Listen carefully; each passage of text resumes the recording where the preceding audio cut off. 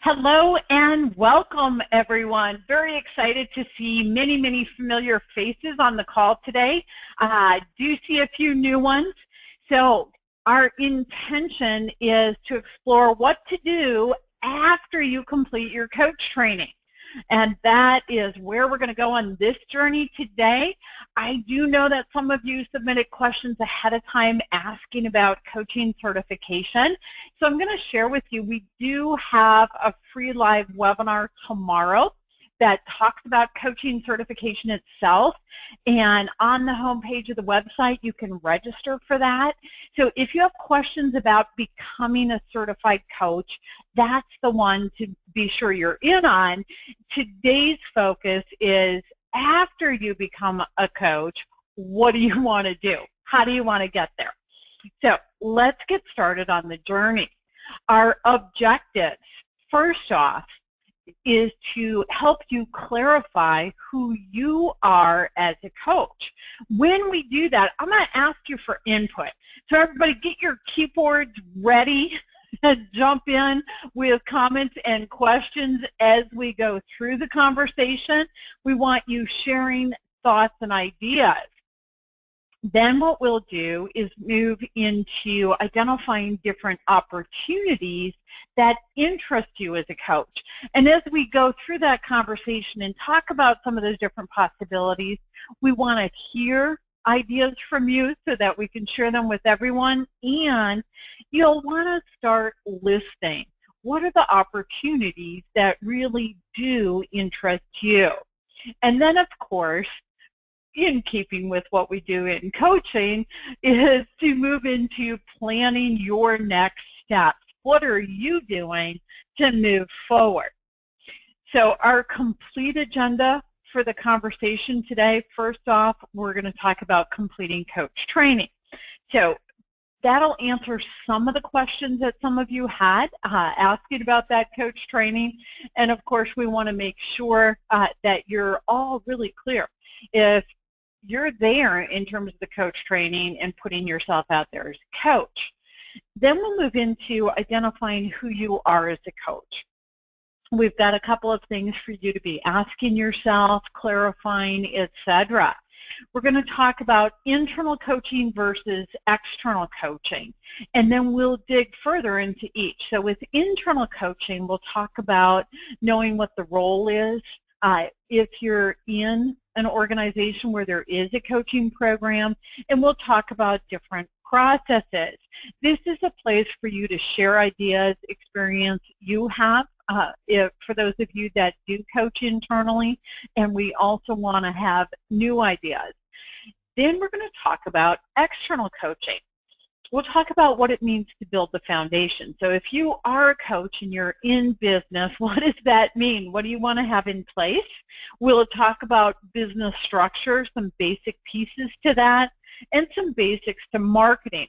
Now, at the same time, I want to be super clear on something there. For those of you that are graduates of the program, you do have access to a lot more information than we're going to cover today. So the intention today is to give you a different perspective.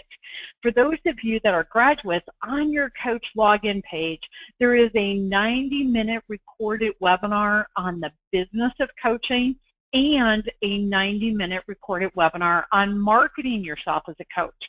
In addition to that, each month we have a 60-minute Q&A call for all graduates, and you can call in and ask whatever questions you have. So want to make sure you know that resource is there for you, and there's a lot of other good stuff on that coach login page in terms of your business side of things. We'll move into identifying your next steps. Of course, have time for Q&A. Those of you that submitted questions ahead of time, I do believe we're going to do a good job of covering those. At the same time, I want you to absolutely feel free. As we go through, I am going to monitor the question panel. So ask your questions, and of course, we also want to use that question panel for you to type in comments and share your ideas and thoughts. So I realize there's too many people on the call for me to have you all live, unfortunately. What we can do is this. Sometimes when we're asking you for your input, if you will raise your hand, I can unmute you individually and you can jump in and share something. If you want to type it in the question panel, I'll share it back toward everyone else. Okay, so the webinars that we're doing, and the question, you've got me confused. We do these free 60-minute webinars like today. We also do free 30 minutes available each month. And those count toward your continuing education with the Center for Coaching Certification. Now, sometimes people ask me, hey, does this count with the ICF? So here's what I'll share with you. The ICF does allow you to submit programs that are not pre-approved. They want you to demonstrate that you attended, so your in registration confirmation and then your thank you for attending emails, and then they're going to want information on what was covered in the program. So you're going to want to hang on to that and have good notes. You can submit it and ask for credit. The reason we don't do that is, number one, it takes a lot of time, and then we have to maintain records and all this other thing, and that would prevent us from being able to offer it for free. So you have that option individually. Hopefully I'm answering that question. I'm getting a couple of highs from people I know. So hi to you too. Good to see all of you. It's so fun. All right, I love it on this end, actually. We'll have time for additional questions and answers, and then, of course, a bit of time on resources available to you. So let's start with completing coach training. And for those of you that are new to coaching, this is going to answer most of those questions. And again, take advantage of the free webinar tomorrow. So first off, step one is becoming a certified professional coach. And by the way, I'm walking you through the process going through with the Center for Coaching Certification. So the Certified Professional Coach program is 30 hours. The designation you have when you finish that class is what we call CPC, just like you see it up here. And I know that's confusing for people. We get a ton of questions on this. It's a designation through the Center for Coaching Certification. It's 30 hours. Yes, it's an improved program. Step two is the Certified Master Coach program, designation CMC. Now, here's what's important to know. In order to become a member of the International Coach Federation, they require 60 hours of training. That means both programs must happen. If you are professionally marketing yourself as a coach, being a member of the International Coach Federation is incredibly significant. I know that when I take out my liability insurance, they want to know I'm a member. I know that when I go out and work on contracts for coaching, I get asked about my status with the ICF. In terms of putting yourself out there as a professional coach, that's your basic core step.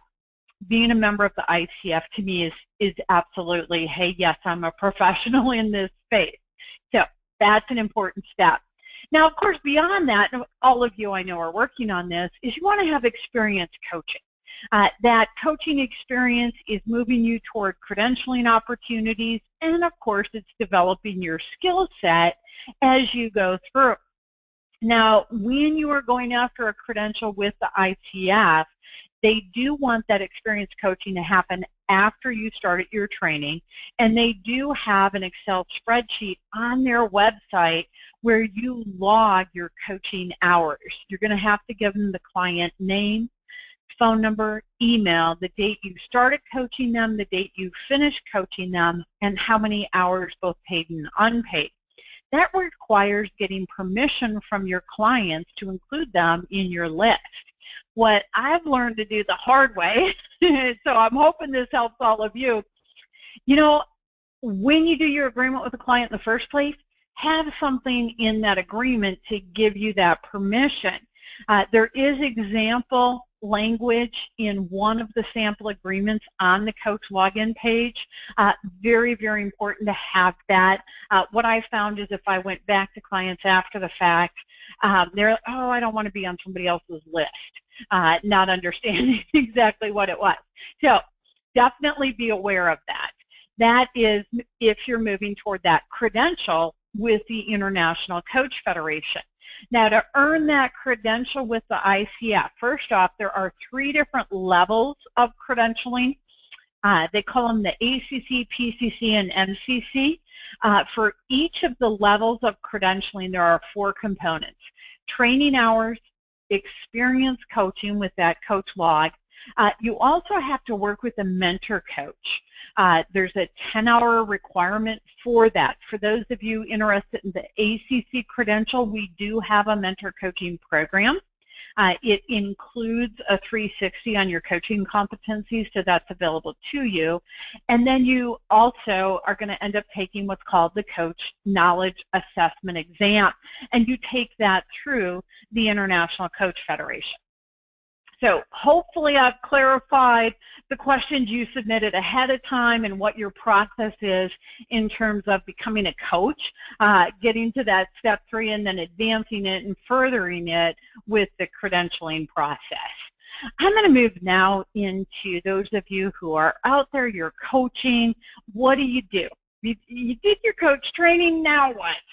And an essential first step is really identifying who you are as a coach. What is it you're offering? What are you doing? So the first question to ask yourself is, what type of coaching do you want to do? Business coaching, career coaching, executive coaching, life coaching, wellness. I have some people say, you know, I want to coach in academia. That's a great space. There are a lot of people that do really well with that. So there are different specializations beyond the most commonly identified here.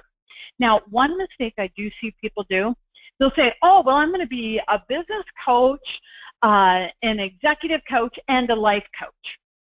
While all of us understand that and get that and go, yeah, I coach in those different spaces, what you will find is for clients, they're going to hear that and they're going to go, in other words, you don't really know what you're doing as a coach. You're all over the board. You're a jack of all trades and a master of none. So it actually can hurt you credibility-wise if you say, hey, I do all types of coaching, or more than a key category here. Now, in addition to the type of coaching, you want to be figuring out what your niche areas are. A recommendation for you is up to 3. The reason to identify a niche, there's a couple of things. Some people, first off, on the con side, they say, well, I don't want to identify a niche because if I do that, then I'm missing out on potential clients outside of that niche area. And I'm going to say, you know, potentially, yes, of course, that's true, and maybe not. I know personally I have identified niche areas, and I coach clients outside of those niche areas all the time. The advantage of identifying your niche areas, a couple of things. First off, when you put yourself out there as a coach and you say, yes, I do business coaching, my specialty is da-da-da-da-da, and you give them your niche area. Or, hey, I'm an executive coach focused on leadership, or whatever else you choose for a niche area. Well, think about how that comes across to your prospective client. If I just tell you I'm an executive coach, you're going, okay, and you want more information. When I say I'm an executive coach and my primary focus is leadership, you're going, okay, now I get what that is. Hey, that's what I'm working on. Perfect. And so it adds to their opportunity to connect with what it is you're doing. And it also adds to your credibility, because when you name that niche area, there is a perception on the part of the client that, okay, this person knows what they're doing. They're focused, they're intentional about it. And that's hugely significant. Another key advantage to identifying your niche area is that when you say, hey, this is my niche, what you're doing is helping yourself target your marketing efforts. So in other words, if I say, yeah, I coach everybody on anything, then I end up marketing to the entire globe. And that's a big challenge. If I say, hey, my niche area is, people going through a divorce, or my niche area is teens, or my niche area is somebody getting their first job, or somebody transferring from one career area to another, or whatever it is, as soon as you identify that, you know where to find your client. Because teams hang out in a different place than executives working on their leadership skills do. So identifying your niche area, in addition to building your own credibility and your own focus, which helps you moving forward, also helps you with your marketing effort. And as you're doing that, you want to be identifying your ideal client. How old are they? Male, female, yes, we know these things. Socioeconomic status plays into this. Where do they live? These are some basics. And keep going with that. Identify more. What are their hot buttons? What are their pain points? What's really essential to them? And where do they hang out? How are you going to connect with them? Do they have a discussion group on LinkedIn? Is it something where you can set up a workshop or a presentation in your area? Is it something where you want to publish a white paper to get in front of them? Where is it your ideal client hangs out so that you can identify how you can connect with them? So this is a core piece to knowing who you are as a coach. Love to hear comments or questions here before I move into the next piece. So raise your hand if you want to add something to this, give me your reaction to what we're sharing, or type something in. Okay, there's a ton of you out there. Everybody's quiet. While you're thinking and working on that, there are additional pieces to identifying who you are as you coach. So what is your mission?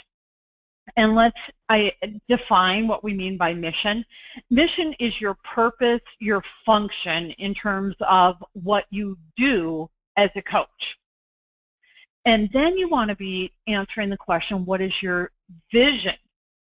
And your vision is what the world around you becomes as a result of you doing your mission. So, for example, at the Center for Coaching Certification, our mission statement is to enhance your coach training with quality, professionalism, and support. Our vision statement is focused on leading by example, with the idea of we see graduates of our program as leaders in the coaching profession, both in terms of ethics and the quality of what they do, as a result of our mission statement. It is also worth noting that when you write a mission or vision statement, many of you are familiar with organizations, they invest years in this process, and they very often create a lengthy document, which in turn goes up on a shelf and collects dust. So my recommendation to you is 12 words or less, because when your statement is a single sentence, it's memorable and it's usable. It fits on a business card, it fits on a website, it fits on letterhead, etc. So it's a lot easier to get it out there. It's easier to remember it and actually use it and make it part of who you are on a daily basis. And in keeping with your mission and your vision, what are your core values? So, for example, the International Coach Federation has identified 4 core values. We talk about those in the class we do on ethics. So what are yours? And traditionally, somewhere between 3 and 6 is a manageable number of core values. Name it and then define it, because people do have different definitions. And that's part of what you're putting out there in terms of who you are as a coach. And when you define your own mission and your own vision and your core values, what that does is support you in staying the course, in keeping you on track. Because opportunities come your way and you're, oh, that sounds great, that's exciting. Does it fit your mission? Does it fit your vision? Is it in keeping with your core values? And you can start double checking that and make sure that it does in fact make sense for you to take advantage of whatever that opportunity is. All right, so I'm super excited. I got one question in. Keep going, whether you want to raise your hand or type it in. Let's get some more questions identifying who you are as a coach. So one question is, does this work for the education sector? I'm going to say absolutely. It really, truly does. So for example, if we talk about type of coaching, okay, you want to coach in education. Well, in and of itself, there's two very different types of coaching. Are you coaching teachers or are you coaching students? Or if I stay on the teacher side, are you coaching the administration or the teachers, or are you coaching the students? So there's different segments within that. And then what's the focus? Hey, are you coaching high school kids so that they successfully set up their high school career to prepare them for their college career and help them get into the college they want to go to? Alternatively, if you're coaching a teacher, are you coaching them on transitioning into a different area in academia? Or are you coaching them on how effective they are with students in their classroom? So you've got both areas and niches within that area. And that, of course, is going to help you identify your ideal client in terms of age and socioeconomic status. You may be thinking about, hey, I want new teachers just coming into the field. Hey, I'm thinking about teachers that are moving into the retirement stage, etc. So it helps you figure that out, which helps you figure out who your ideal client is. And then, of course, conveying that with your mission and vision statement and your core values further builds out who you are as a coach and what you offer. So hopefully that's answered that, and I'm hoping that example actually is helping some of the rest of you. So good. I'm getting the comment that that is helpful, so that's awesome. All right. Now I'm going to move forward. Okay, Joyce, I see your hand up, so I'm going to unmute you. Joyce, you've got yourself muted, so click on that picture of your microphone and you can come on live. There you go. Joyce? Okay, so it seems like a microphone's not connected for you. Joyce, go ahead and type in your question or comment. I'm happy to share it and ask and respond to that. So you'll just type it in. If anyone else has a question or a comment, feel free either raise your hand or you can type it in. Our next part of the conversation is moving into whether you want to do internal coaching or external coaching. Now, some of you know exactly what this means, and for some of you, you're still sorting out, okay, what is the difference there? So let's define it.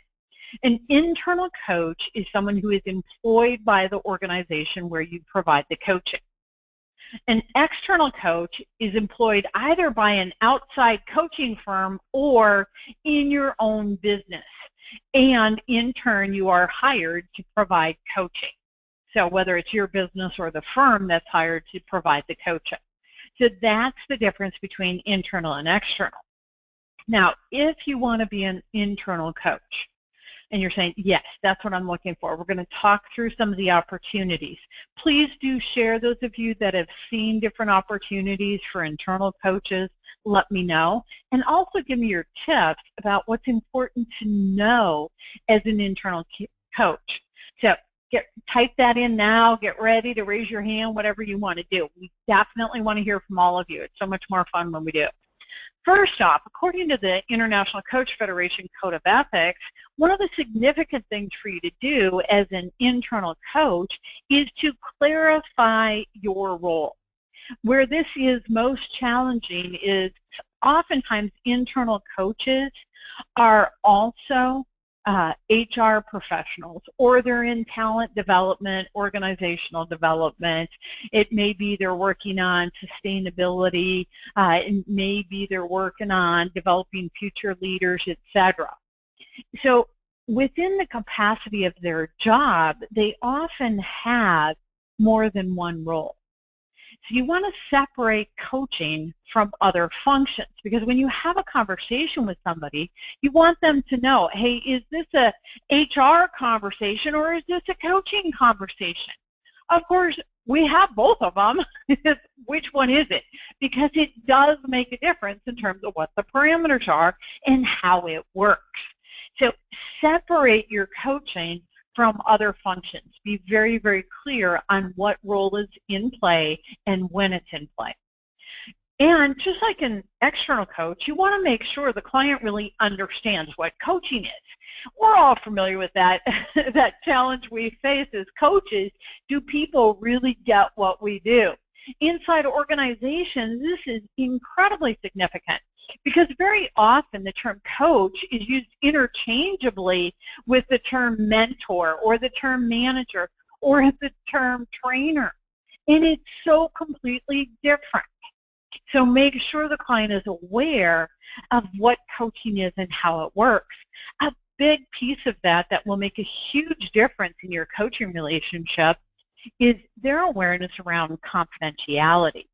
And just like you want the client to know about confidentiality, you want to make sure the stakeholders involved know the parameters around confidentiality. So I'll give you an example. Sometimes you'll have an individual in the workplace who said, hey, yeah, go take advantage of this coaching, and then the manager thinks they're going to get a report back on everything that gets talked about. And that's not the case. We all know that from our coach training. So it's incredibly important that you identify that on the front end before you even start the conversation. What is coaching? How is it different from the other roles? And what does that mean in terms of confidentiality, who's the client, etc. So be super clear on that with everybody right on the front end. Okay, so clarifying your role. You also, here's another big one, and I know most of you know this too. You want to be really clear on the difference between a coach and somebody else. Because a mentor, for example, is going to come in and they're going to pass on their wisdom and experience. They're going to give you advice. A trainer is going to identify learning needs and then provide the information. Those are very different roles than a coach. We all know a coach's job is to empower you to figure out your own answers. It takes more time, skill, and patience to let somebody else figure out the answer, and that's exactly what we do as coaches. So make sure we're super clear on that. All right. In addition to clarifying your role, when you are involved in coaching internally in an organization, another big consideration for you is to look at what's going on with the coaching program. So the first question is, what is the status? Sometimes in organizations, there is no coaching program. And so it's about educating people in the organization, creating buy-in, ideally from the top, and it trickles down to everybody else. It's about developing an awareness of coaching, the benefits of coaching, etc. Another question to be asking is, what is the coaching culture? So in some organizations, you have a theory of management, hey, we're going to dictate what to do, how to do it, and when to do it. And in other organizations, you know, hey, management's your buddy, and you get everything in between that.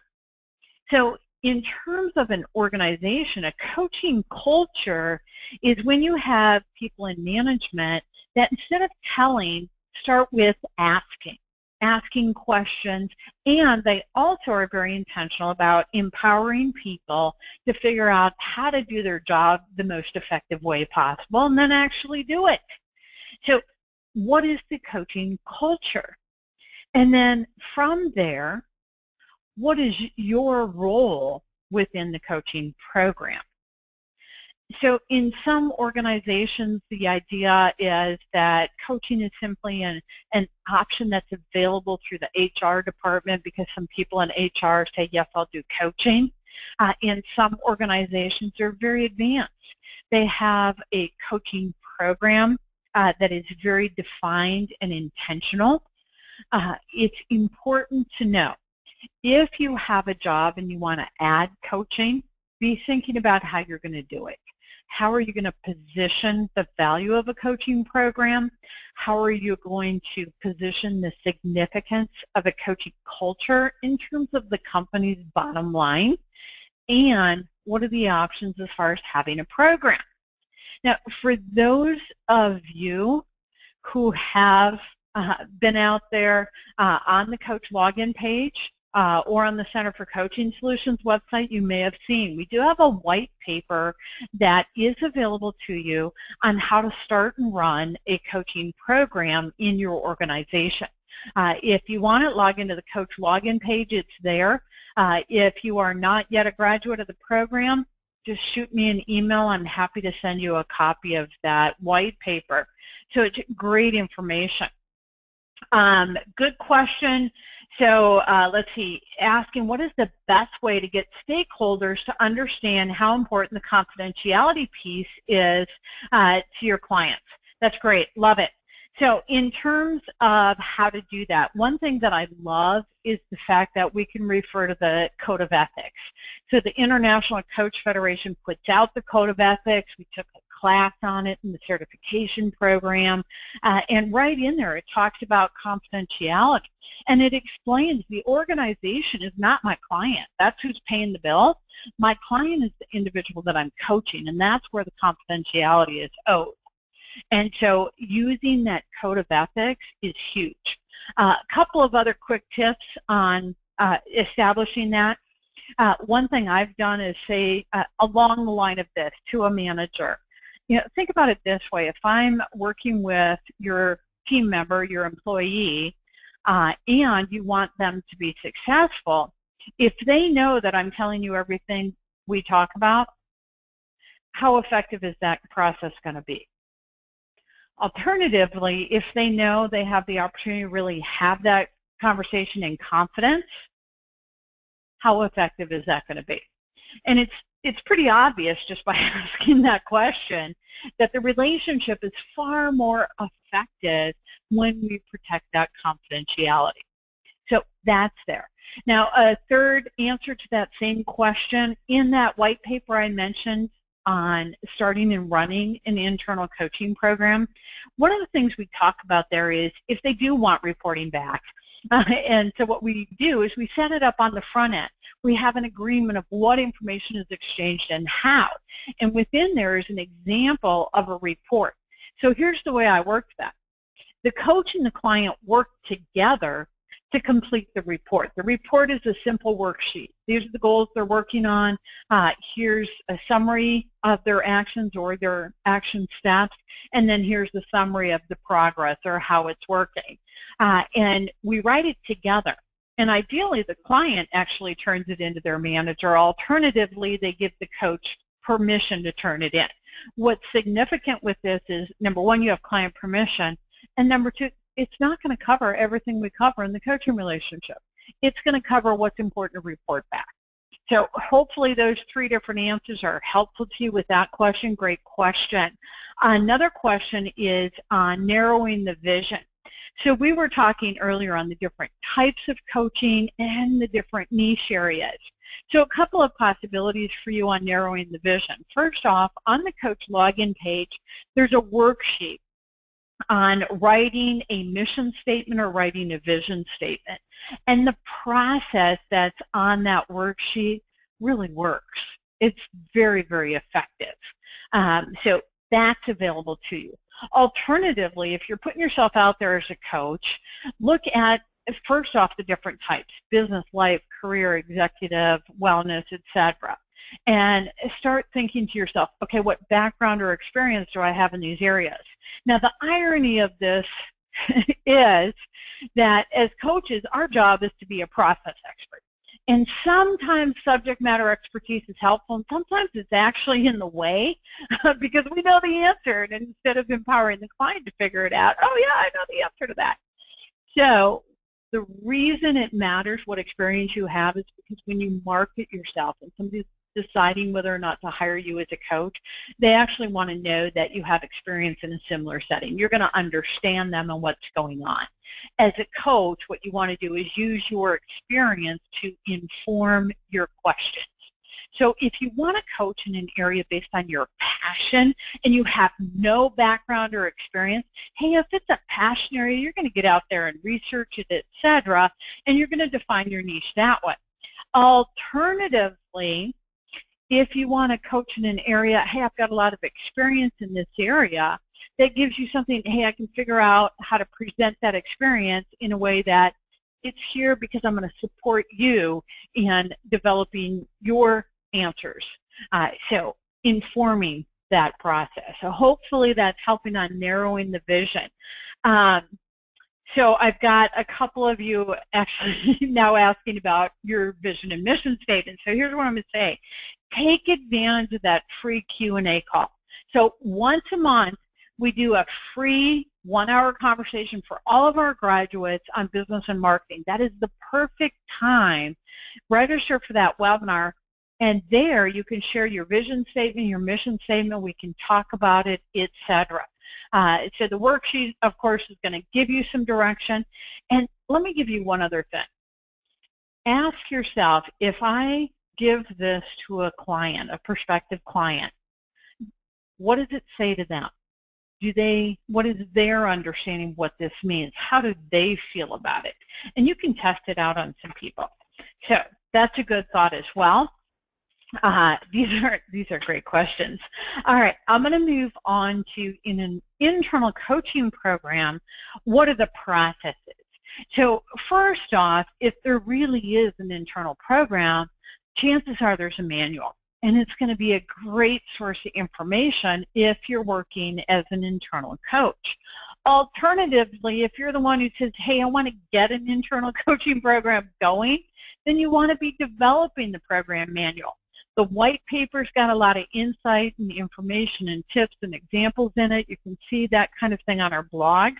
So it's either you have one and it's a great source of information, or you want to develop one when you're talking about having that coaching program. So let's build into that. Part of what you want to do is have a process for having a coach. So for example, in an organization, if management simply says, hey, Joe, go see a coach, it's less likely to be a successful relationship, because here's the barrier.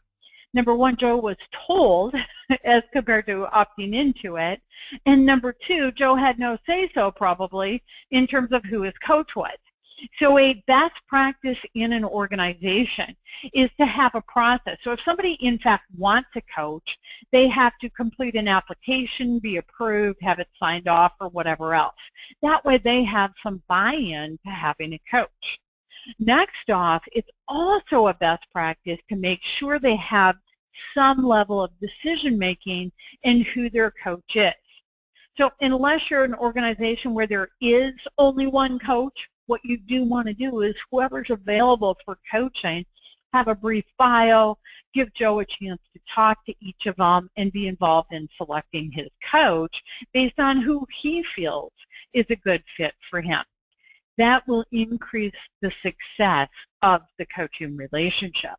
Now, if it is in an organization where there really is only one person available, one option is, do you want to bring in outside coaches? And then the other option is, okay, have Joe have a chance to interview you before he decides to have a coach, or have Joe experience what we call that introductory coaching session before he decides he wants a coach. So that, again, he has some level of say-so in both having a coach and who his coach is.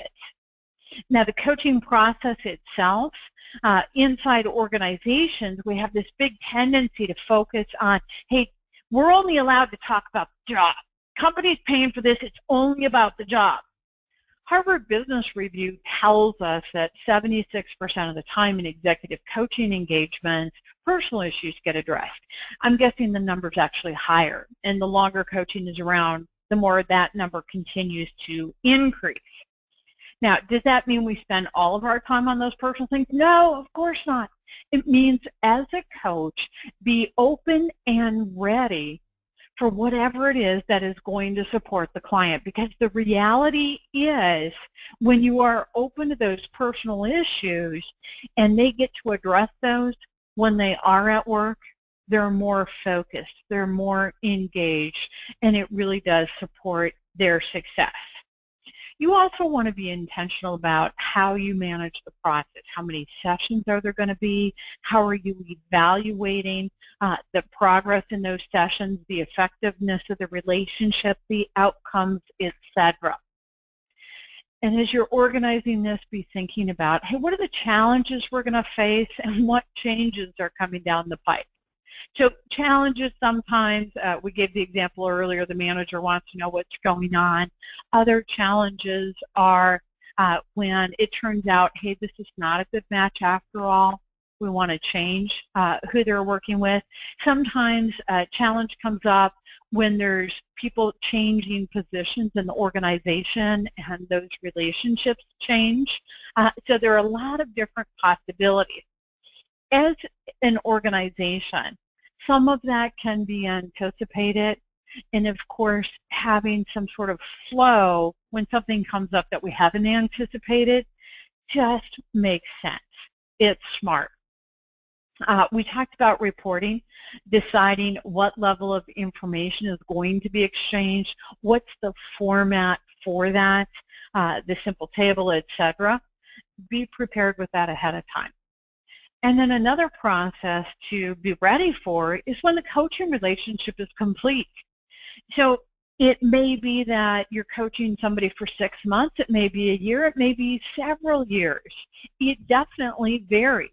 How do you decide when the relationship is complete?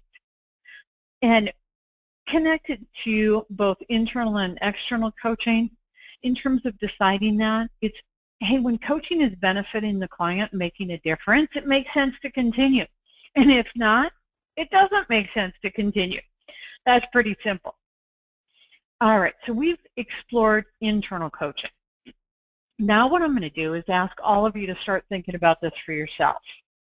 Create a list for you. What opportunities interest you? So number one, in your job or organization, do you want to be involved in supporting a coaching culture? Do you want to add coaching to your work responsibilities? Are you interested in a job as an internal coach? Do you want to actually create the program inside your organization? Or do you want to run a coaching program? So whatever it is for you, be specific. What's your goal? What do you want to be doing? And then from there, of course, you're setting yourself up to start defining your specific actions. Okay, so to give all of you a heads up, I'm going to switch gears and move into external coaching. So I want to just give a call out if you want to raise your hand, whatever your question is on internal coaching. You can raise your hand, you can type it in. I want to give you a moment to do that before I move on to external coaching. And just so y'all know, the hardest part for me is I see this long list of names of who's here, and I can't hear you, so I have no idea what you're thinking. Let's see. Internal coaching can be quite challenging in my experience, particularly if there are trust issues with leadership.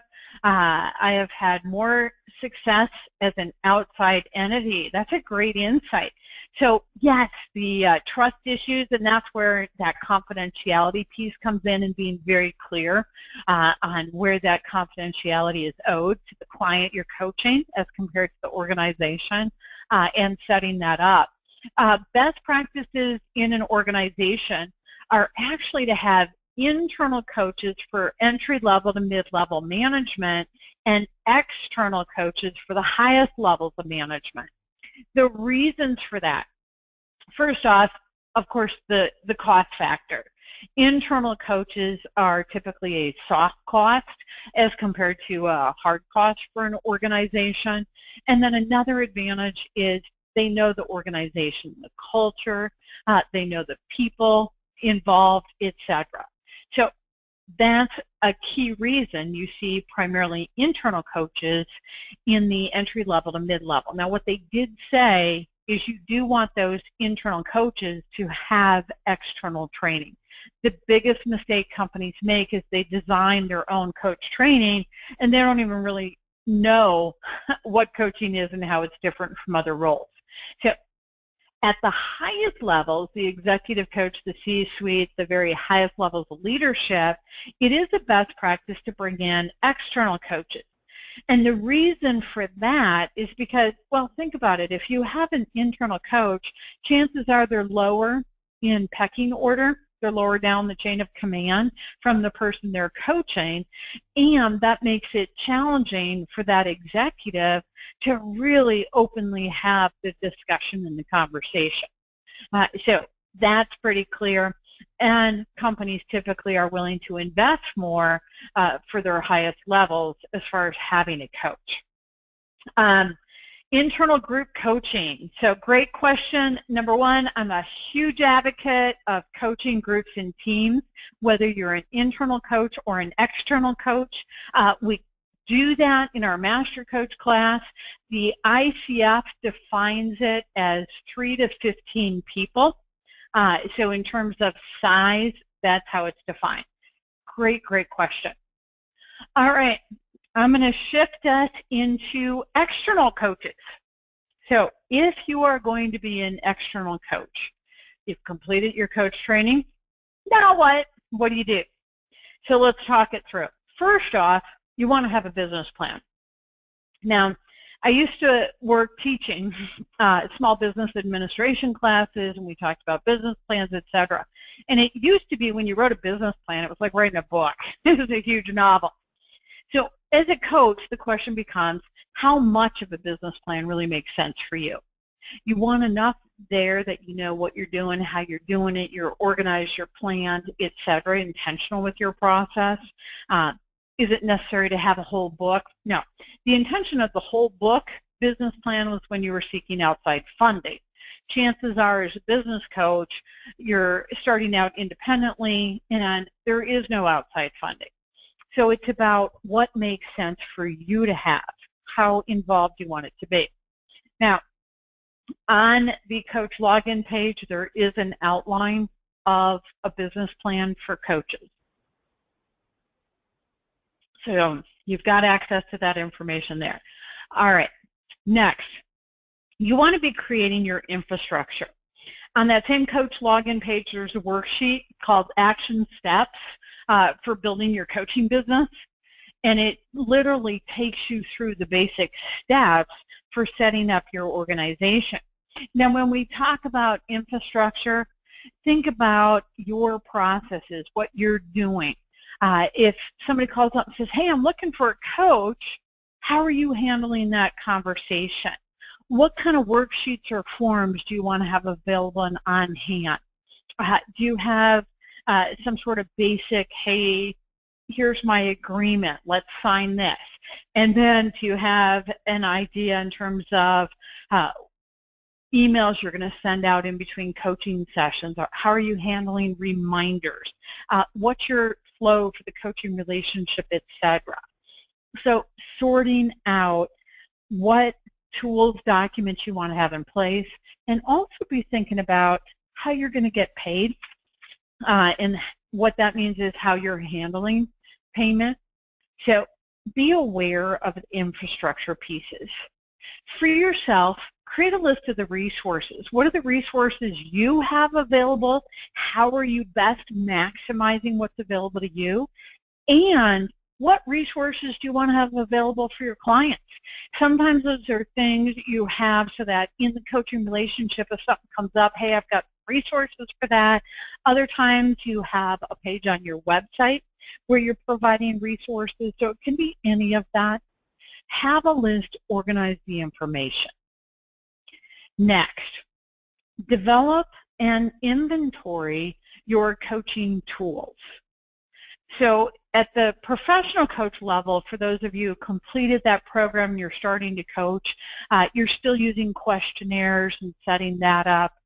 It may be you're creating also at any level some of the self-assessment tools, inventories, etc., different activities or exercises depending on the focus of your coaching work. And by developing these tools and inventorying them, you're really preparing yourself, because in the moment in the coaching relationship, you want to be ready for whatever comes up. So having that ahead of time. For those of you who are members of the ICF, you've completed your 60 hours of training, etc., you're moving beyond standardized questionnaires. At the same time, having those as a foundation. Somebody comes in and you think you're going to go here in the conversation, and something happened in their world and you're going a completely different direction. It can be really helpful to have that questionnaire there just to get the conversation started so it's smooth and seamless in terms of changing gears with your client. And then you set it aside and dive into being there in that relationship.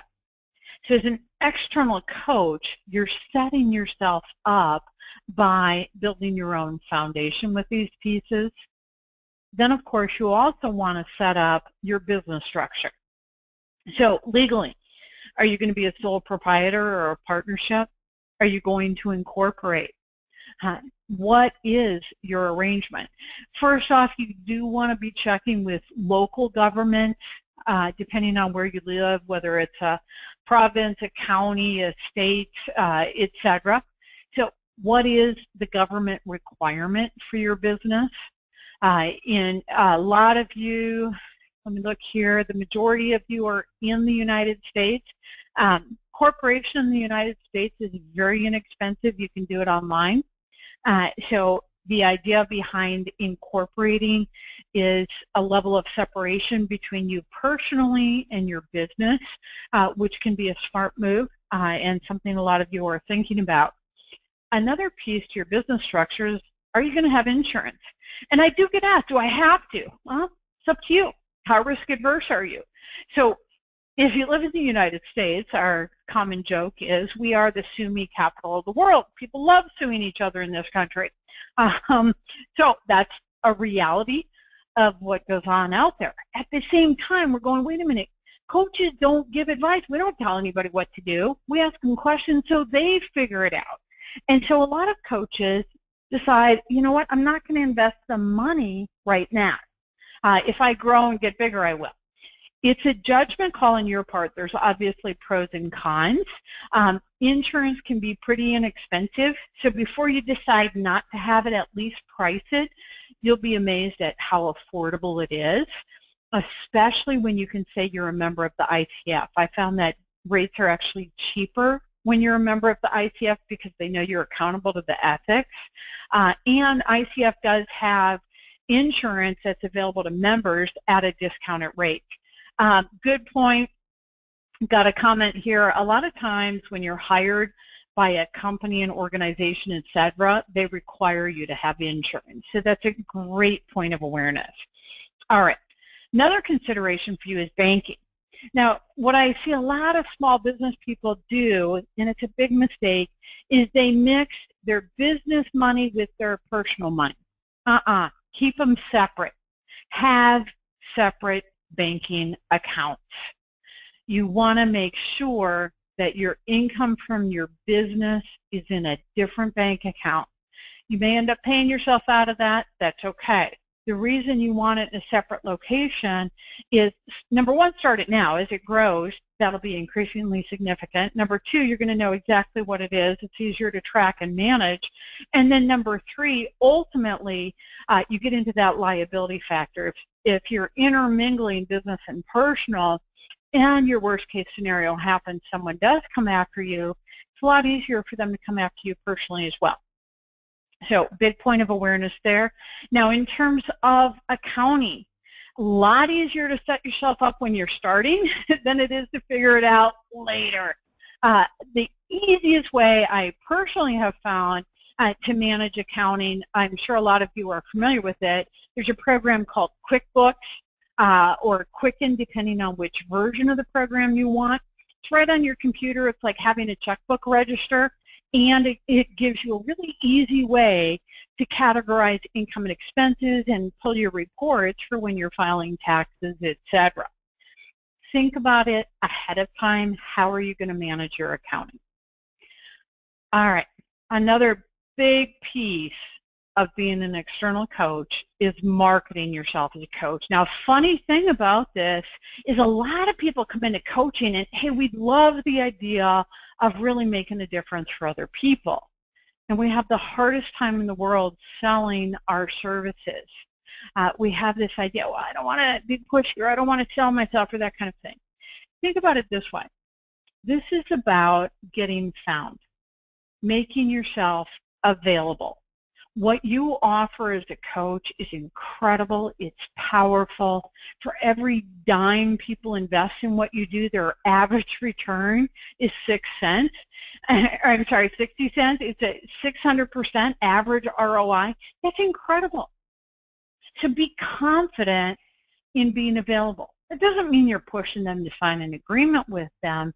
It means you're putting yourself out there. You're taking that risk. You're being vulnerable, yes, and it's essential to being a coach that's in business. So what are some of the basics? Having a website. People say, do I really have to have a website? Well, no, of course not. Here's what happens. People aren't going to find you on a website. I do think it's a mistake for new coaches to spend a ton of money on a website because there's so many out there, and how often does somebody go look for a coach online? Alternatively, when somebody does hear about you, they do check out your website. That's their way of saying, hey, is this person legitimate? Now, depending on your network and your willingness to put yourself out there, I do know a lot of coaches that do it effectively by using a profile on a social media site, for example. They'll have a great profile on LinkedIn or a great thing going on their Facebook page or whatever else it is, and so the website is less significant to them. Keep in mind, a website does serve a purpose. It's usually after they've heard about you. They're going back to check you, etc. Social media, alternatively, in addition to being a different option from a website, is also a great marketing tool. And I get a lot of people say, oh, I don't want to get into social media. I'm hearing you. What's important to know? Yeah, people get hired off of LinkedIn. They get clients through Facebook, et cetera, et cetera. So if you're saying, I don't want to have a website and I don't want to be on social media, that's kind of like saying, I don't want to be in business. Or I want to be a coach, I just don't want anyone to know it so nobody can find me and hire me. Yes, social media is part of what we do. Now, can you be smart and intentional about it? Of course. You choose which social media sites you're on. It'll probably take you a couple hours to set up your profile on that site, and then think about 10, 15 minutes a day to manage it. All of a sudden, it becomes realistic and doable. It is significant in terms of putting yourself out there as a coach. In keeping with that is networking. So some of the networking actually happens on social media. How do you do it on social media? Well, in LinkedIn, for example, you join different groups and you participate in the discussion. You want to join two kinds of groups. One kind is your colleagues, other coaches. The other kind is the group where your ideal client hangs out, and get involved in the conversation. That's how you network. Another great, fabulous, incredible marketing tool for coaches is presenting. Giving a workshop, doing a training program, etc. You get a chance to demonstrate your expertise, and people get a chance to have a sense of who you are and feel connected with you. And you'll find often they want to explore that conversation of, hey, are you a good coach for me? Publishing is a great way to get yourself out there. The reason at the Center for Coaching Certification that we put out a book once a year is to help our graduates get published. Because once you write a chapter in that, you go through that experience of learning how to do that. You can parlay it into more, and you get to say you're a published author. It is also one of the ways people find coaches is they'll go do a search, for example, on Amazon and look for books around coaching and look for the authors on those books. Now, some people say, what about running ads? Here's what I'm going to throw out. You'll find that advertising is very, very expensive. It's easy to spend a lot of money there. Does it make sense? So I have seen coaches that are effective with ads on some of the websites or social media sites. I've seen coaches spend a ton of money and get nowhere. So if you're going to do it, be really intentional on how that ad looks and what your budget is and how you're going to measure whether you're getting the results so that before you put in too much, you know if it's making sense for you. All right, I'm almost out of time, so I'm going to move forward. If you are most interested in external coaching, start working on your list. What is it you want? Do you want a job with a coaching firm? And that means researching some of the different coaching firms, what is their process for hiring coaches, and getting yourself involved with that. Alternatively, do you want to start your own business as a coach independently, or do you want to do it as a partnership? And if that's the case, what are your action steps for making that happen? So at this point, it's on you. You get to decide. What are your steps in terms of completing your coach training? What are your steps in terms of defining your niche, your mission, your vision, your core values?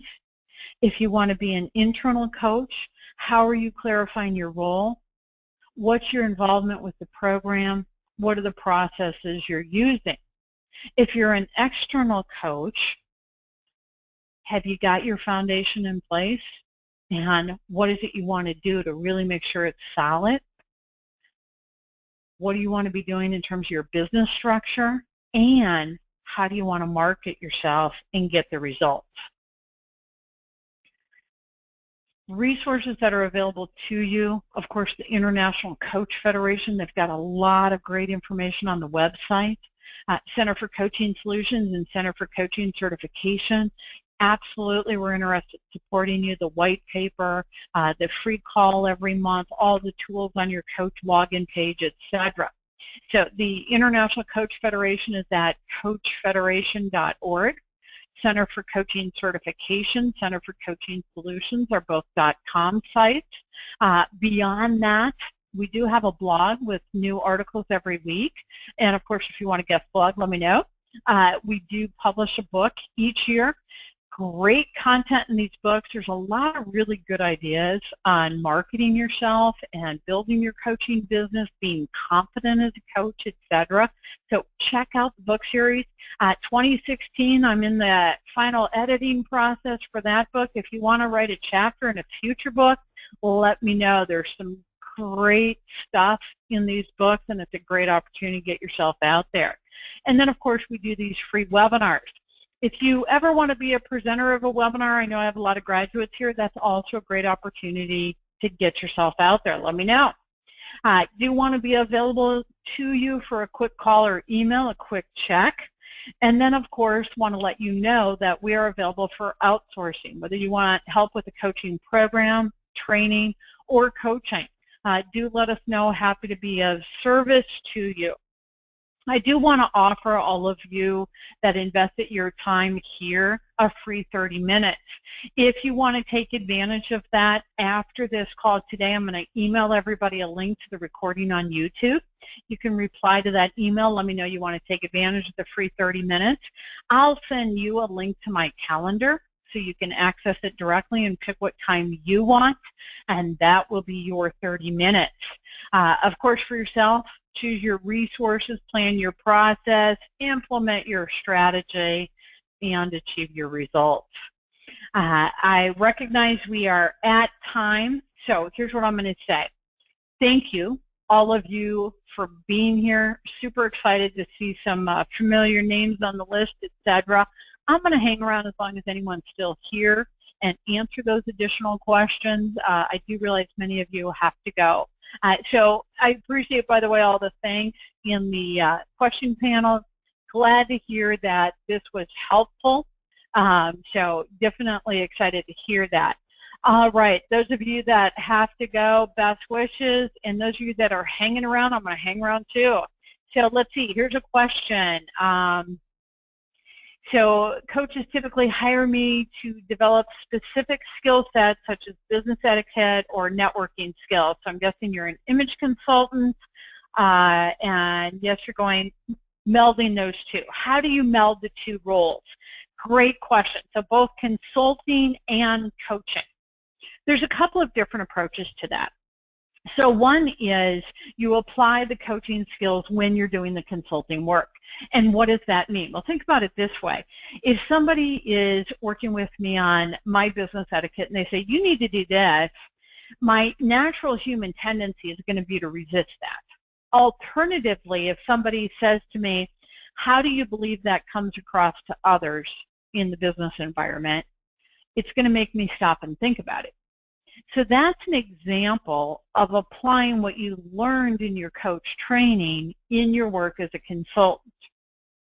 An additional approach that many people often use is to be really intentional on the front end and schedule. So your agreement with the client literally says, we're going to have this many sessions on the consulting side, then we're going to have this many sessions on the coaching side, and here's what each role is and how they're different.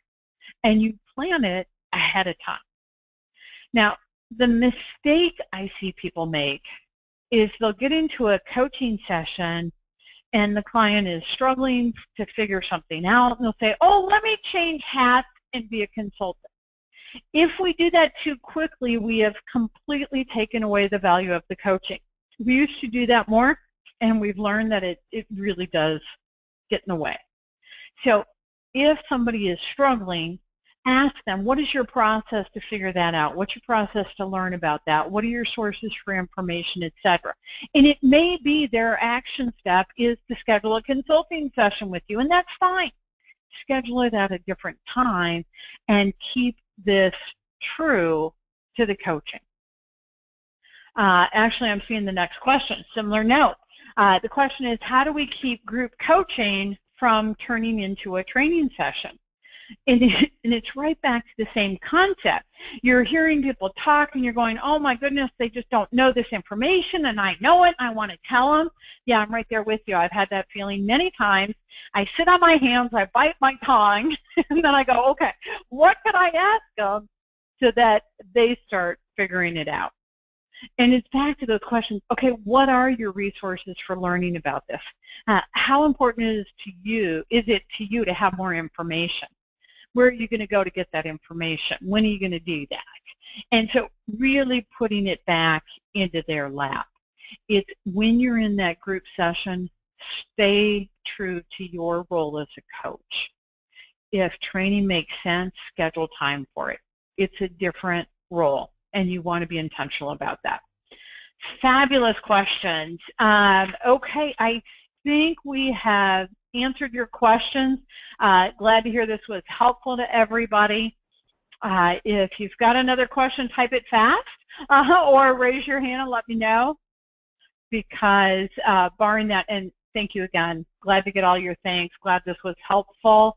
It seems like we're complete, so I'm going to go ahead and close out, and I'll get you an email with the link to the recording. Thank you, everybody. Enjoy the rest of your day.